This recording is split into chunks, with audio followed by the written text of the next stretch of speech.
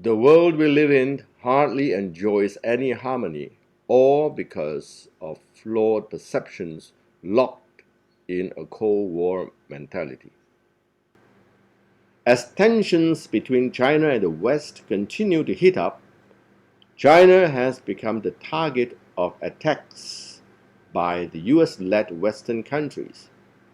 This is because many in the West perceive China as a threat to American dominance in the world. This perception is totally flawed. As the conflict in Ukraine is playing out, Russia has become the target of attacks and endless sanctions by the US-led Western countries. Again, this is because the West perceives Russia as a threat to their security and the American dominance in the world. This perception is totally flawed too. But precisely because of flawed perceptions held by the major players in the world, we live in a world that is troubled with Cold War mentality, and flashpoints have already turned into armed conflicts. A new harmony of the world we live in can only begin to surface when the US-led Western countries realize their flawed perceptions. The fact is, China is becoming more influential in world affairs by growing economically. But why shouldn't China grow? Is it not a human right to seek a better life? But China is certainly not a threat to America militarily, nor has China any desire to deprive the American people of a good life. But America, with its allies, is putting up a concerted effort to put China down, to deprive the Chinese people a better life they are working very hard for. The fact is, Russia is feeling less and less secure due to the expansion of NATO eastward. But why should NATO expand eastward? Is it not the expansion of NATO that is moving its military infrastructure ever closer to the Russian border? It is a fact that over the past 30 years, Russia has been patiently trying to come to an agreement with the leading NATO countries regarding the principles of equal and indivisible security in Europe. But America, with its allies, is putting up a concerted effort to put Russia down, to deprive the Russian people security within Europe that they desire so very much. The collapse of the Soviet Union led to a redivision of the world, as well as the norms of international law, which became the whims of those who declared themselves the winners of the Cold War. A state of euphoria created by the feeling of absolute superiority coupled with arrogance resulted in self-serving decisions that ignore the concerns of others. A bloody military operation was waged against Belgrade without the UN Security Council's sanction.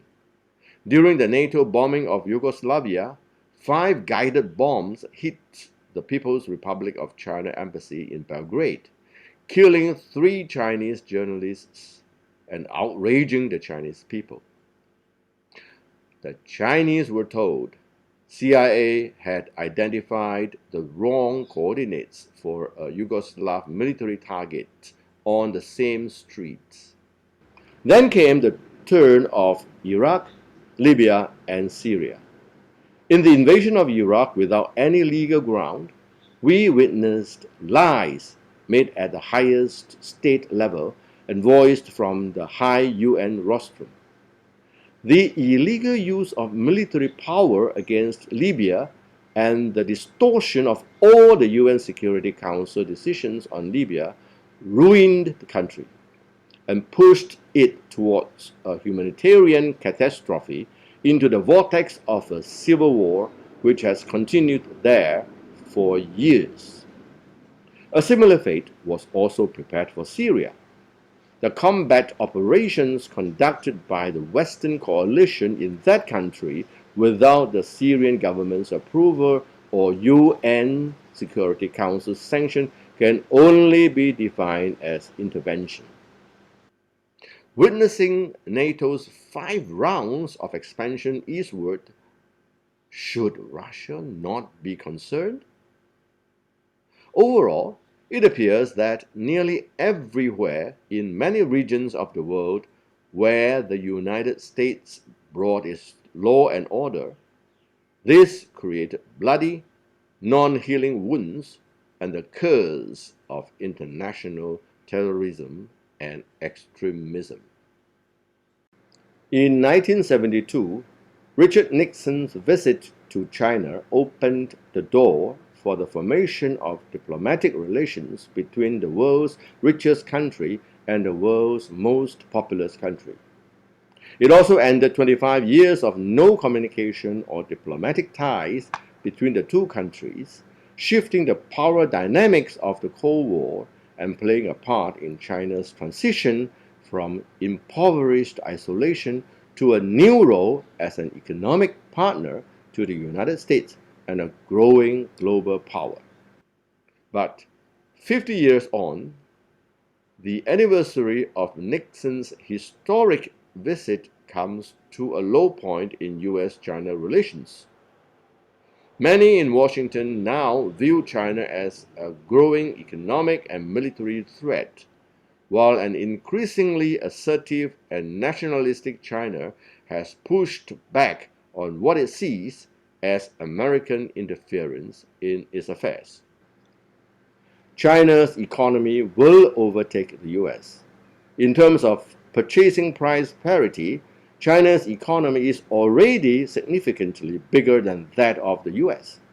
To that extent, China's success will challenge a conventional wisdom.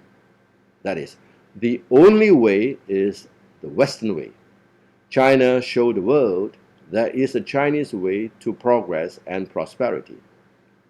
China is viewed as a threat to a lot of people because of its sheer size and because of the unity of the people.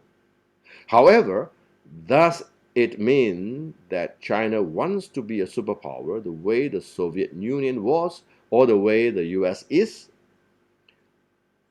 Has China ever passed judgment in other countries or wanted to export its governing system and its philosophy to others? No. China is a civilization. China is too ancient and wise to ever want such a thing.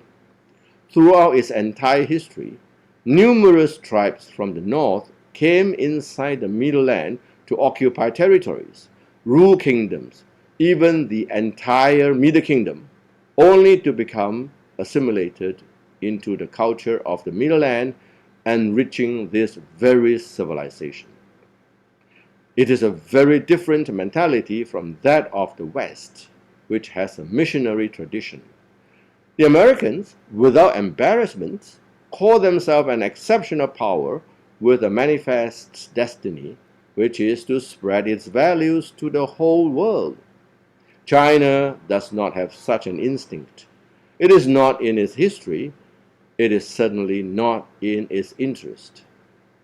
One day, the US will realize that China's nature is different from the nature of the US, and there is a greater possibility of coexistence and cooperation than putting China down.